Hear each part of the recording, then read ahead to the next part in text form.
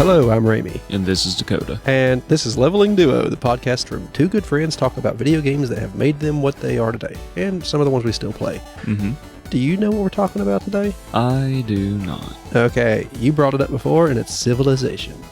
Okay, Civilization sounds good. Yes. Are we going to be just talking about Civ in general, or any specific one? Because the only one I really know is 6. Okay, that is perfectly fine, because I put them all into one.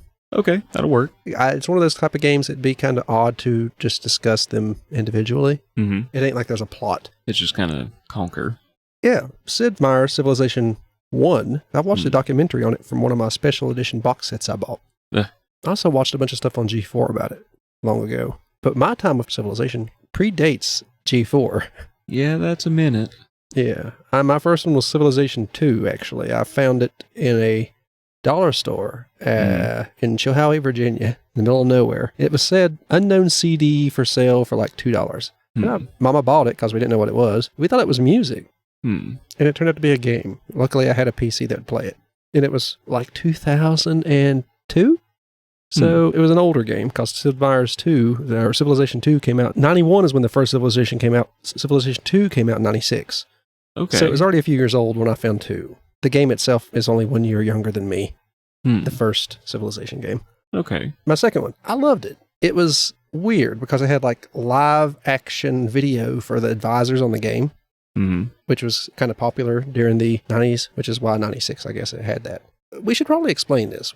What do you want to say about Civilization? Well, I mean, the way I've always kind of looked at Civilization is essentially it's a game that's about building your civilization through different means. Basically, you can either do it through culture, warfare, or science. Once you reach the peak, you quote-unquote can win the game because your civilization has reached that peak superiority in that aspect. But I've just kind of always looked at it as kind of like a fun game that can teach you a little bit about history, past world leaders, and just kind of have something that's fun, methodical, and kind of easy to, well, quote-unquote easy to play. Yeah, it's a game where you start off as one of the world's great civilizations, and you pick one of its leaders, and they have, in each civilization, each leader have its own little perks, you know, like some help you build settlers faster, or workers, or certain military units. And then you start off with one city and build your whole civilization. You could choose difficulties from like settler to, what is it, God King or Emperor? I can't remember what they go by. I think it's God King. Yeah. Then you have barbarians that will threaten your city, and of course you build more cities after that. You can conquer the globe.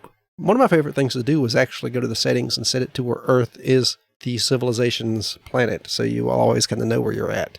Now, is it possible to win the game by only having the starting capital city? There's ways to do it, depending on if you want to go into the advanced settings for game buildup. But I never do that. I always like conquest or time, which just means my civilization has the most points at the end from all the wonders I've built in my cities or military feats, all that stuff. I've never tried to do like a conquest ending. I love conquest. I have a strategy for it. When I was younger, I didn't do very well. It was hard for me, even on the easier difficulties, because I was like 12, maybe younger, and I would just do my best to get my tech up. But now I know the way I do the game is I start off just going science. I build enough warriors to protect my cities, build a few settlers to build more cities, and go tech. I choose the one that is fastest to complete. It's a turn-based strategy game, I should say. So most definitely. Yeah, that's a big thing I probably should have mentioned earlier, but it would tell you how many turns it would take to finish a certain tech tree or tech route, and I would get the one that's done fastest. So I would have more tech than anybody. Even if it was useless, unrelated stuff, they all eventually lead to the same ending. So I would just get as much tech as possible. I would have massive cities while people were flying around or popping about in sailboats. I'd have jets and nukes and stuff. That's definitely one route you can go. I did. And I just had to have just a good enough military to defend my borders and not try to attack anybody. Then I could take modern armor and just roll over everyone. But the second one I played for many, many years. And when I found 3 eventually and took up with it. I never had a favorite leader. I do have to say Bismarck was pretty good, and 4. And I never stuck with 3. I'd always go back to number 2 and play it with America, Roosevelt, I'm pretty sure. Did you have a favorite leader out of any Civilization game? Not particularly, though. I've always been kind of a little bit more lean towards kind of like Middle Eastern or Far Eastern leaders, just because like I like the culture. Perfectly reasonable. And I should say the cities usually, I think the second game it was, you could choose how your cities were designed and your capital and all that. Even if you choose an American president, you could have it done in the style of Roman or Egyptian, perhaps Chinese architecture for your cities. It was a fun addition. I don't think I've seen that in other ones. Now that I think about it, all the cities kind of look the same in the newer ones. There's only like slight aesthetic differences, just depending on like what civilization you've chosen, but they all generally do kind of look the same. Yeah, and I enjoyed having a choice in how my cities were built, because later on they did all look the same, because they still do cities today, big skyscrapers, and they all have the same look, gray and neon lights here and there. You go to smaller towns and you could tell the difference in where you're at. I was a violent Civilization player, but then when 4 came out, I really liked it because it was a little bit simpler to run. The visuals were a lot better, of course. And my sister liked to play it, so we would hop in there and play. She always insisted we play as like Catherine, Russian, Queen Elizabeth, of course. So Beth played it quite a lot. And it also, when you've done like a new tech tree, it would read out a famous quote about that tech. And the narrator for that game was Leonard Nimoy. So it just sounded real nice having him tell you about the technology you're unlocking. The newer ones, like the newest ones, 5 and 6. 5 I really liked as well because it had hexes instead of squares, since it's a turn-based game. And they started hex idea, so you have 6-sided. If I could play 5 more, I would. You can play a lot of these now, the newer 2, at least 6, I know. You can play on almost every console, not just PC, because all these games are PC games for the longest time. They tried putting 4 on Xbox, and it was not very good. There's a famous saying. It's when you finish the game, you win the game. It says, game's over. Or even if you lose, really, it says, game over. Would you like to go to the home screen and start a new game? Or it says, just one more turn. That is what I always clicked on because I wasn't done conquering. That's where if you've ever heard that phrase, just one more turn, that's where it came from. Civilization, because it's once you get started, it's hard to stop. You just keep building. It's just so simple. Build, just one more turn, and I'll be done. And then the sun's coming up outside. Have you ever had that happen to you? Not with Civilization specifically, but I have with other games. I can imagine. I can't remember the first game I stayed up all night playing that wasn't Civilization. It had to have been a Halo game. I'm almost sure of it. Probably when Halo 3 came out. No, Halo 2. It was Halo 2's release, and I stayed up all night playing it and didn't realize I'd done it. But Civilization was easy. You just sit there on the bed, if your laptop, that's where I sat, and I'm like, okay, just one more turn. Press the space bar, next turn, and I just do that over and over and didn't realize how late it was getting. It's a good, relaxing game, especially if you want to get into the settings and cut off barbarians. You could just build and be friends. You could play as a friendly nation. It just be friends with everybody and make them your vassals in the newer games. The older ones you had to conquer them pretty much, but the newer ones you can make them your vassals. And probably I've never actually done it because I don't like not being able to tell people what to build, so I just conquer their cities. I have a friend, Ethan. He's a history buff, kind of like I was for the longest time in school, and he played it. I just let him borrow my special edition one time, and he still got it. He still plays it. He tells me he goes home and goes down to the basement and plays that game now. A game that came out in 2005. He's playing a game from 2005 every day after work. When was the first time you played it? I would say probably the first time I played it was one day when I came over to hang out with you at your old house. The one that's down in the holler. Yeah, the old falling apart thing. Yeah. Because I think you were just playing it one day on your TV, and I was just like, because I mean, like, I'd seen other people play, but I'd never, like, actually sat down and tried to play myself, and I asked you, and you were just like, yeah, man, go for it, and I was like, cool. Yeah. And had no clue what I was doing. No. All you have to do, I mean, you get a settler, you kind of it has a big flashing button that says build a city, and once you do that, they just kind of let you go. You don't have a clue what you're doing after you built your first city. You were pretty good at it. Strategy games is the kind of thing you're good at, I believe. Well, I mean, I just tried to break it down, and I mean, like, I know a little bit about economics and infrastructure. I mean, I'm no expert, but I was like, the game kind of explains and prompts a lot of stuff anyway, and after a certain point, you just kind of use logic. You know, like, if you've got a certain number of people, you need to keep a certain amount of resources available to keep those people happy. And then if you encounter, like, not enough resources, then that's when you need to expand. Yes. You know, I mean, like, that's just kind of, like, to me, kind of basic, but I don't know, like, but the game is fun, but like you say, it is a strategy game. So if you don't strategize to some extent, you're doomed to fail. well, let's just say Gandhi. Oh usually. my goodness. We should explain. Gandhi, in I think it was the fourth game. I'm pretty sure it was the fourth game. His pacifism was so extreme because of the way the game's system worked that there was a small flaw, as in when you weren't as pacifist as him, eventually he became so pacifist that it would kick over and make him declare war on you. And then I can't remember the times that I've been nuked, surprise attacked by Gandhi. Gandhi would just nuke me to the ground, and I'd have to send out the armies and take care of it. Every time I seen him show up on a game that I was playing, I said, oh, well, the AI is going to have a fit here, and we're going to eventually Gandhi's going to have to go. He's so useful to have around. He's friendly. He'll help you. And then just one day he's like, oh no, these people are just not as nice as me. I must get rid of them. And the first time I let Ethan play the game, he waged war on everyone. Everyone. It was like Germany during World War II. He just got surrounded and crushed by numbers. He was a little violent about it. I can't believe Bethy liked it. That's what I'm thinking back on. My sister. She's not really a strategy game person. She likes Sims, but Sims is a whole nother level of, I guess you could say, nerdiness, really. You could be an average person and enjoy Sims because it's basically just living life. It takes a special kind of conceited to want to play as a world leader. Not necessarily. I mean, like, it just depends, I think, on your perspective with that. Like, I mean, yeah, I mean, like, if you're like one of those, like, pompous, conceited, controlling, power-hungry types, then yeah. You know, there might be a certain appeal that Civ gives you that other games may not, but I mean, I don't think you have to be some sort of like cynical, wannabe take over the world to enjoy the game per se. I mean, I know my gameplay method isn't for everybody. A lot of people would like the friendly route. I just hardly ever. I think I've only done it once or twice. I'm real friendly. I will pick one. Usually it's the underdog. Whoever's doing the worst on the planet is the one I'll pick to. Like, yeah, you can survive and be my friend. I will help you. God forbid someone try to harm you. You are my little pet now. Pet.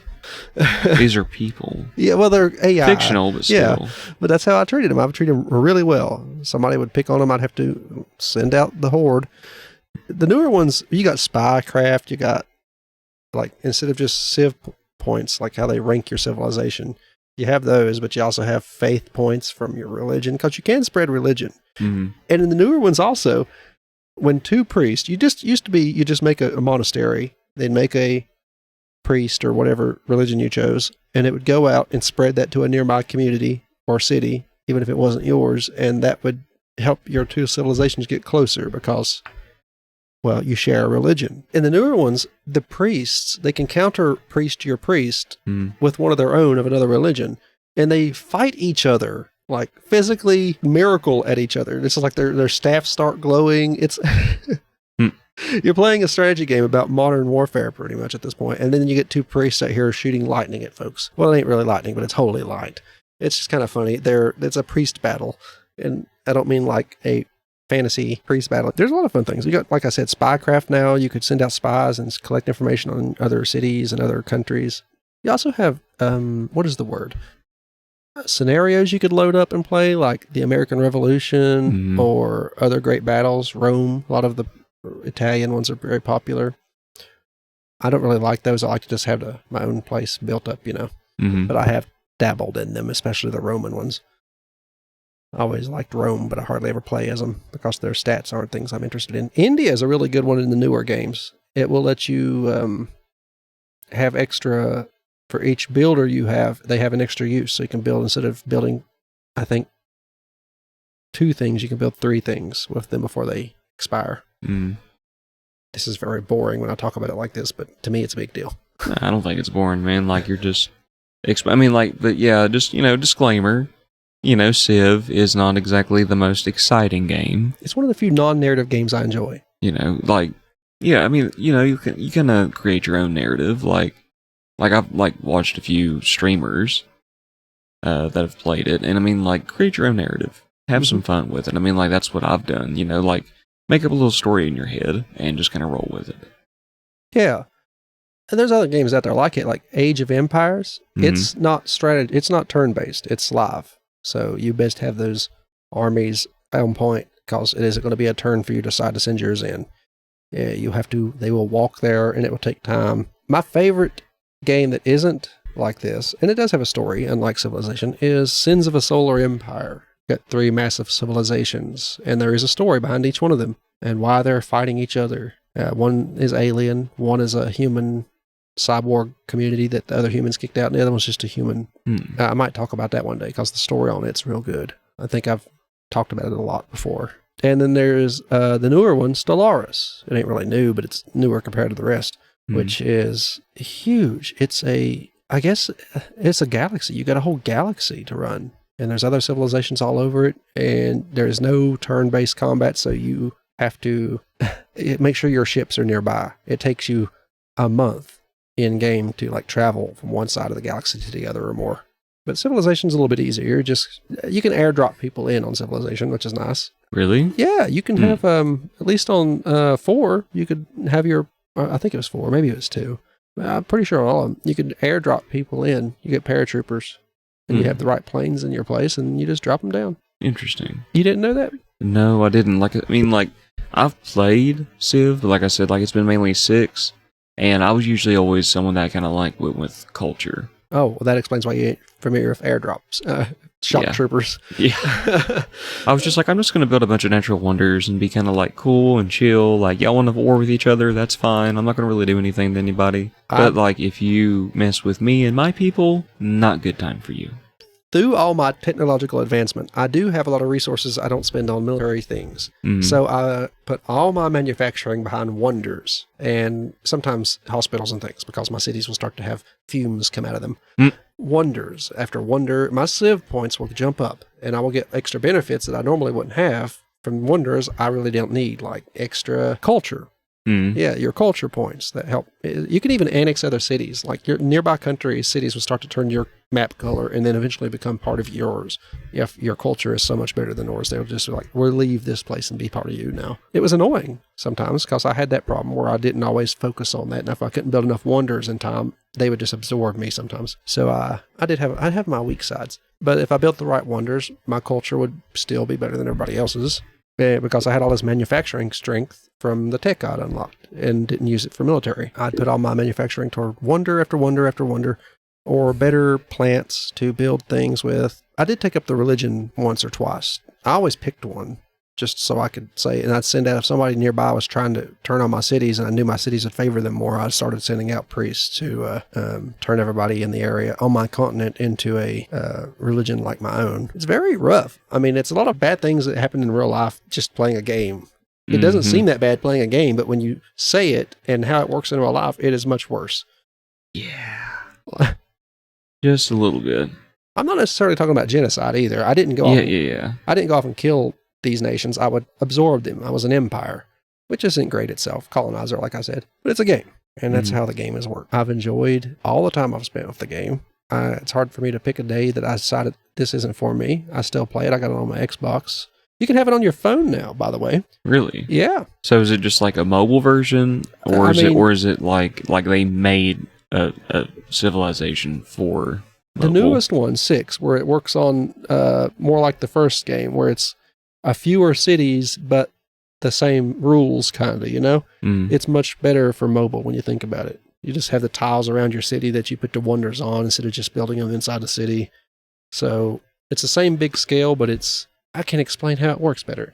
You got less area to worry about, so it's easier on mobile. You should try it. Well, I mean, I've got it for Switch, so that's kind of like my quote-unquote mobile version, but I might check it out, man. Yeah, I got it for Switch too, and like I said, on Xbox. I play Stellaris on Xbox more than anything, because the way I played it on PC was the same way, and that's the only real reason I wanted a PC, was for games like that. And then I realized most of the ones I want to play are available on Steam Deck and Xbox, so why would I keep the PC? I don't have much to say about it. I wanted to talk about it. I love the game, but there is no story, so there's not a whole lot to say. I could go into the deep dive about Sid Meirs and all the stuff about him, or each game individually. But the newest one, 6, is a great game. If you can find it somewhere, put it out there. I will add the Switch version to our affiliate link description, I guess, if you want to buy that. There's a lot of DLCs out for it. You get different empires, different play modes, and it's multiplayer. What would be the fun of that if it wasn't? And just as a little friendly challenge to any of our listeners out there, Again, like we say in most of our episodes, that we like to hear feedback from y'all. How about this? If any of y'all have any like particular challenges that you'd maybe like to put out there for Civ, or maybe if there's any special runs that you've done yourself and maybe would like to put out there, I'd like to hear about it. I can't get enough Civ stuff, to be perfectly honest with you. I love it. It's not too complicated to get into. There's a lot of different builds you can do, because just because you have a empire that you start off with doesn't mean that you have to stick with it. You build it from there. You might have some extra perks because of the one you pick, but that's all. It's completely customizable how you raise your country. You could have somebody with a bad reputation for colonizing and just make them the most friendly people in the world. So yeah, let us know. Our Twitter is Gruesome Gaming G. Feel free to send us a tweet. I guess Elon named it X now, so you can send us a Zeet. A Zeet? That's what they call them, Zeets. Okay. And that's what they call them, not what we call them, what they call them. I guess more power to Elon. Yeah, I do like the word. I don't think it'd catch on like tweet, though. Probably not. So yeah, feel free to send us a Zeet or tweet, however you want to call it.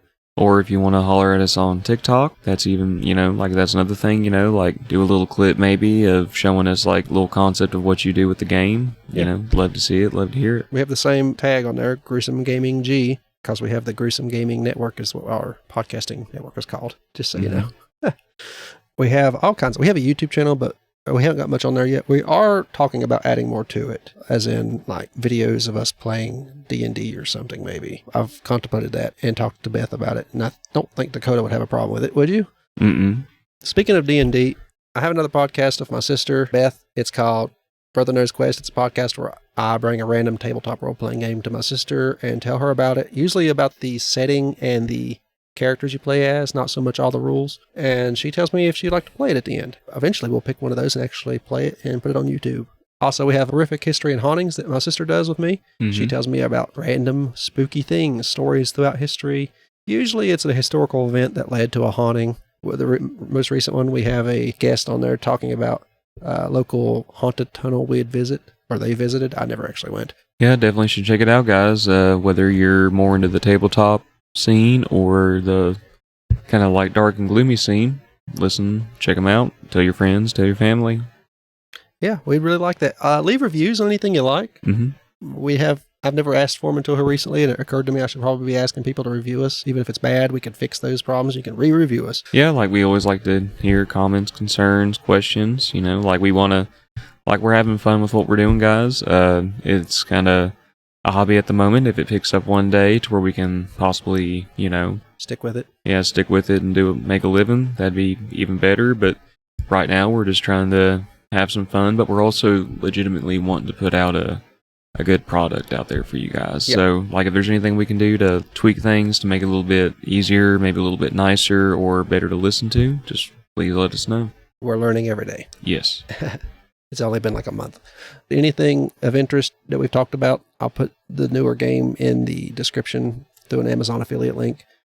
And also, I'll put the link to all of our other podcasts down there. Dakota, thank you for listening to me chat on about civilization. Not a bit, man. Civ was a little bit more your scene, so I was just kind of letting you go at it. I'm happy to talk about it for a while. I've been Ramie. And this has been Dakota. Thank you for listening to Leveling Duo. Logging off. Logging off.